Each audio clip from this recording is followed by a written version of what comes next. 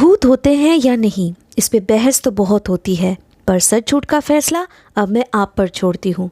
तो स्वागत है आपका घोस्ट स्टोरीज इन हिंदी में, जहाँ मैं हूँ आपकी होस्ट विदिशा। और अब से हर हफ्ते शुक्रवार को आप मुझे सुन पाएंगे एक्सक्लूसिवली ऑन स्पॉटिफाई। आज ही घोस्ट स्टोरीज इन हिंदी को स्पॉटिफाई पे फॉलो करें और बेल आइकन को दबाना ना भूलें, जिससे मेरी हर कहानी आप सुन सकेंगे सबसे पहले। नव्या वेड्स रोहित, ये नाम शादी के इनविटेशन कार्ड पे देखते हुए अपने आने वाले सुहाने भविष्य की कल्पना कर रही थी नव्या। रोहित को एक मैट्रिमोनियल साइट के ज़रिए उसके माँ बाप ने पसंद किया था। फिर कुछ महीनों की जान पहचान होने के बाद दोनों परिवारों ने मिलकर उनकी शादी करवाने का फैसला लिया। रोहित बिल्कुल वैसा ही दूल्हा था जिसकी ख्वाहिश हर लड़की अपने ख्यालों में संजोए रखती है। आखिरकार वो दिन आ ही गया जब नव्या हमेशा के लिए रोहित की बन गई। शादी के तुरंत बाद ही नव्या के सासू माँ के सुझाव से रोहित ने हनीमून का प्लान कर लिया था।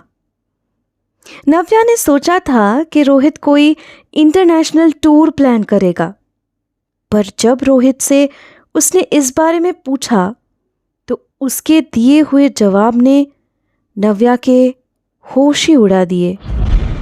उसने सीधे सीधे अल्फाजों में नव्या को कहा, देखो, अगर इंटरनेशनल टूर प्लान करना है तो अपने भाई से कहो हमारे लिए वहाँ का एयर टिकट्स और होटल बुक कर दे, क्योंकि शादी के रिसेप्शन और बाकी सब रिलेटेड चीज़ों में ढेर सारा सेविंग्स ख़त्म हो चुके हैं मेरे। तुम उस घर की एक लौती बेटी हो, इतना तो अफोर्ड कर ही लेंगे वो तुम्हारे खुशी की खातिर।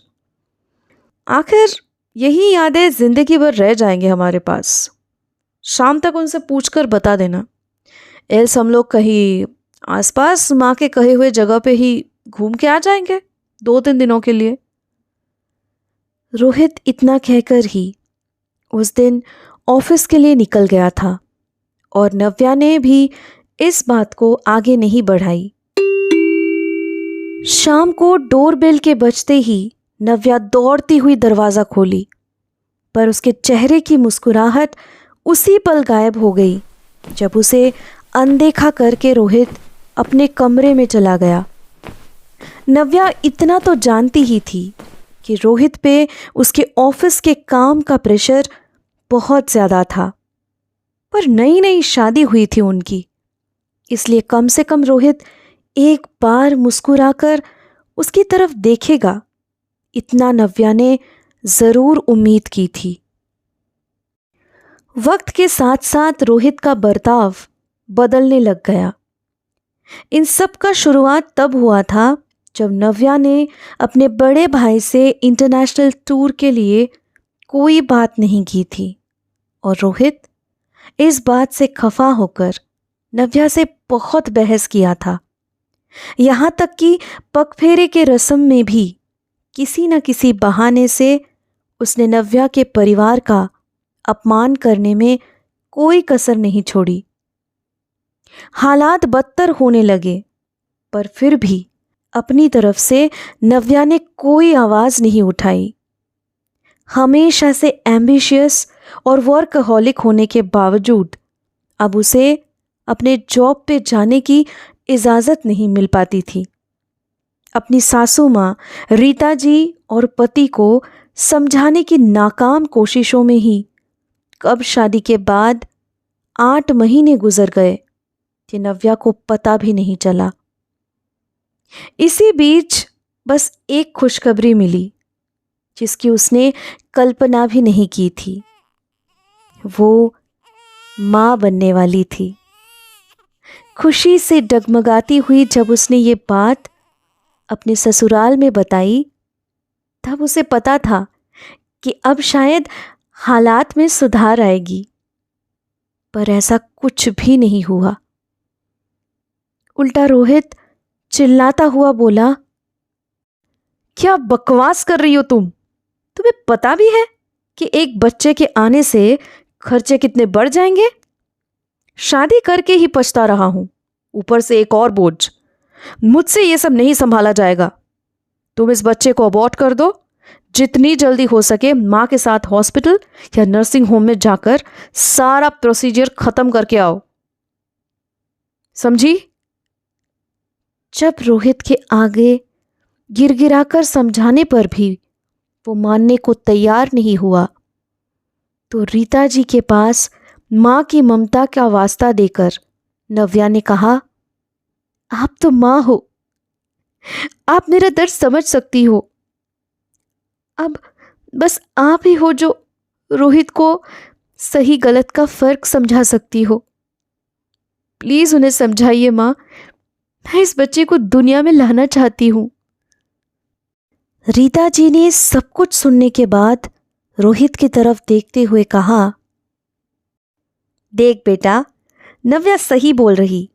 तू एक काम कर, इसके बड़े भाई सोहम से बात करके देख। अगर वो तुझे 20 लाख कैश देने के लिए तैयार हो जाए तो मान जा। उसी से अगले साल तक बच्चे का पालन पोषण हो जाएगा। आगे का भी सोहम संभाल लेगा। रोहित और रीता जी से अपना भरोसा खो चुकी थी नव्या। उसे बस एक रात का समय दिया गया था ताकि वो अपने भाई से बात कर सके, वरना अगले 2 दिन में उसे वो लोग नर्सिंग होम में लेकर जाने वाले थे। रात को नींद नहीं आ रही थी नव्या को। करवटें बदलते हुए भी काफी देर तक नींद न आने पर नव्या उठकर किचन की तरफ चलने लगी। दरअसल उसने डिनर नहीं की थी। अपनी सास और पति के तानों से तंग आकर उसने खाना पीना लगभग छोड़ ही दिया था। किचन में एक प्लेट उठाकर चावल और दाल का निवाला अपने मुंह में डालते हुए नव्या के आंखों में आंसू आ गए। मुझे अपने लिए फिक्र नहीं, बस तू ठीक रहे इसलिए खाना खा रही हूं। मैं तुझ पे कोई आँच नहीं आने दूंगी, चाहे कुछ भी हो जाए। बेसिन में हाथ मुंह धोकर नव्या अपने कमरे की तरफ बढ़ते हुए अगली सुबह अपने भाई से वो कैसे ये बात छेड़ेगी, यही सोच रही थी।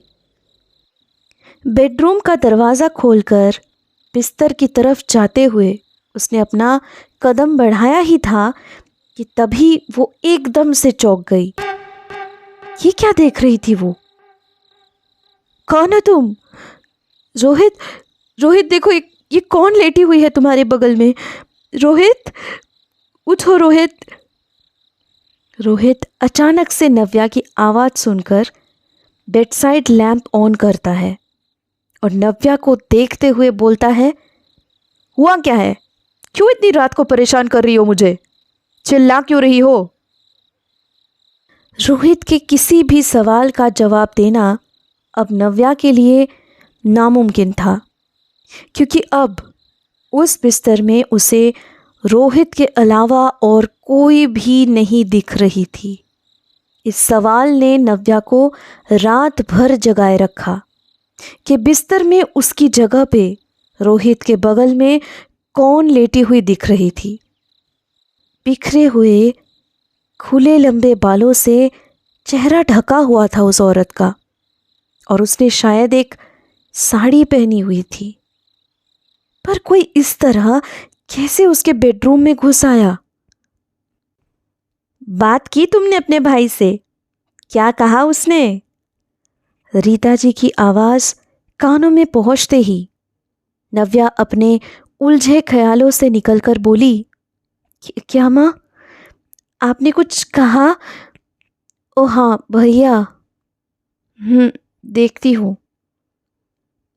इतना कहकर नव्या वहाँ से जाने के लिए उठ खड़ी हुई कि तभी रीता जी ने कहा, सुनो, मैं मंदिर जा रही हूँ, पूजा करके थोड़ी देर बाद लौटूंगी। तुम सारा काम निपटा लेना घर का। मेरे आने तक बर्तन खाना और बाकी सारा काम हो जाना चाहिए।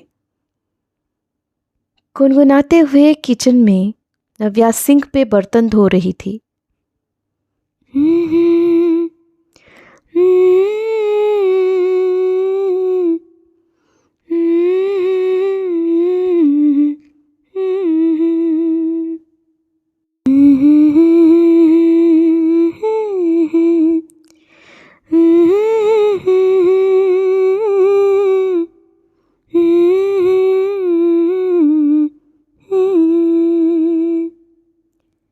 आज शायद उसे पहली बार ज़रा सी आज़ादी मिली थी, क्योंकि घर पे वो अकेली थी।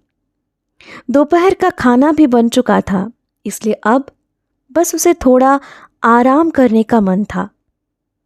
अरे, मैं तो अपना मोबाइल लाना ही भूल गई हूँ। भाभी से बात भी करनी थी। ले आती हूँ मोबाइल। मोबाइल लाने के लिए गीले हाथों को पोंछकर वो बेडरूम की तरफ जाने ही वाली थी कि उसे अपने बेडरूम से तभी अचानक से किसी की आवाज़ सुनाई दी।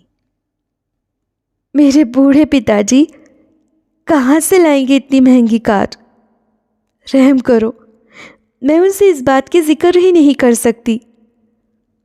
शादी में ही उन्होंने अपना सब कुछ गिरवी रख दिया था। 10 लाख रुपए, इतने महंगे फर्नीचर्स और भी सामान दिए हैं उन्होंने। फिर भी तुम दोनों ऐसा क्यों कर रहे हो मेरे साथ? मुझे ये मगरमच्छ के आंसू मत दिखाओ तुम, समझी?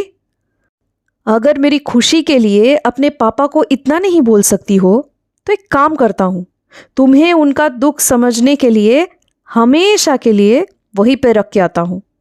आज ऑफिस से लौटने पे अपना फैसला सुना देना। मैं वापस उनके पास नहीं जा सकती, तुम्हारा शर्त भी नहीं मान सकती।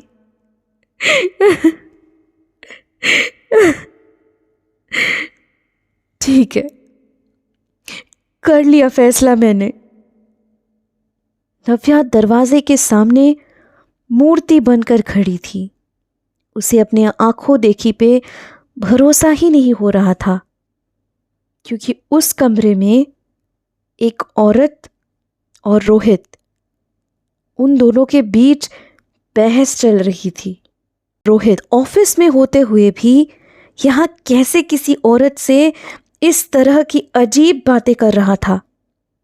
सवालों से जूझती हुई नव्या हिम्मत जुटाकर जैसे ही कुछ पूछने के लिए मन बनाती है, ठीक तभी अचानक से वो औरत रोते हुए दौड़कर बैल्कनी में पहुंच गई।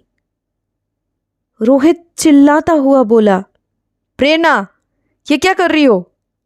इस नाटक से मैं मानूंगा नहीं। बंद करो ये नौटंकी। प्रेरणा नाम की उस लड़की ने मुड़कर मुस्कुराते हुए आंसू भरे निगाहों से एक बार रोहित को देखा और फिर पीछे मुड़कर बैल्कनी से नीचे छलांग लगा दी। नव्या तुरंत भागते हुए बैल्कनी पे पहुंच गई और वहां से झांक के बिल्डिंग के नीचे देखने लगी, पर नीचे तो किसी का नामो निशान ही नहीं था।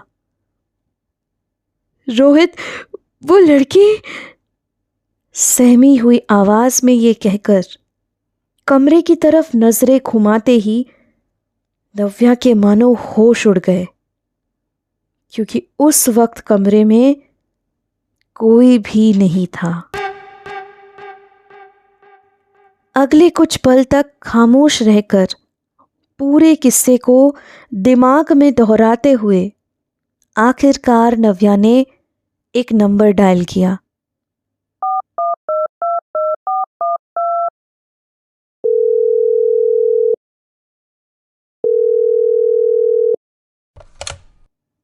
सीमा, मुझे तेरी एक हेल्प चाहिए। इमीडिएटली एक्शन लेना होगा तुझे। I want Rohit and his mom to be punished at any cost. Rohit interrogation में बार बार मना करता गया कि उसे किसी प्रेरणा के बारे में कोई जानकारी नहीं है, लेकिन जब उसके फ्लैट की तलाशी ली गई तो रोहित के खिलाफ एक ऐसा सबूत मिला जो काफी था उसको सजा दिलाने के लिए। प्रेरणा रोज डायरी लिखा करती थी और इस डायरी को हर किसी से छुपाकर किचन में एक ऐसी जगह पे उसने रखा हुआ था जो शायद कभी किसी के नजर में ही नहीं आई। रोहित अंत में टूट गया और उसने अपना सारा जुर्म कबूल करना चाहा। जेल में बैठे हुए सर झुकाया हुआ रोहित बोला, प्रेरणा से मैं ऑफिस में मिला था। एक छोटे से पोस्ट में मेरे जूनियर बन के अपॉइंटेड थी वो। अपने बाप की एक लौती बेटी थी, तो मेरी माँ और मैंने सोचा कि क्यों ना उसे अपने प्यार के जाल में फंसाकर उसके बाप को लूट लिया जाए। हुआ भी बिल्कुल वैसा जैसे हमने सोचा। बैंक के रिटायर्ड क्लर्क थे उसके पापा। शादी में ही इतना दहेज लुटा दिया उन्होंने कि हमारा लालच और बढ़ गया। फिर एक दिन मुझे पता चला कि प्रेरणा प्रेग्नेंट है।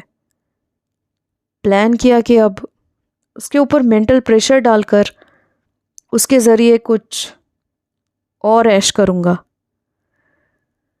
पर गुस्से में मैंने कुछ ऐसा कह दिया कि बातचीत करते करते अचानक वो बैल्कनी की तरफ दौड़ती हुई गई और मेरी ही आंखों के सामने 13वीं मंजिल से नीचे छलांग मार दी। मुझे नव्या को शिकार बनाते हुए एक बार भी ऐसा महसूस नहीं हुआ था कि ये मेरे अतीत के पन्नों को यूं उलट के रख देगी। रोहित के चुप होते ही नव्या ने अपने कंधे पे किसी का स्पर्श अनुभव किया, पर इस बार वो डरी नहीं, क्योंकि उसे लगता था कि प्रेरणा की मौजूदगी में ही वो ज़्यादा महफूज है।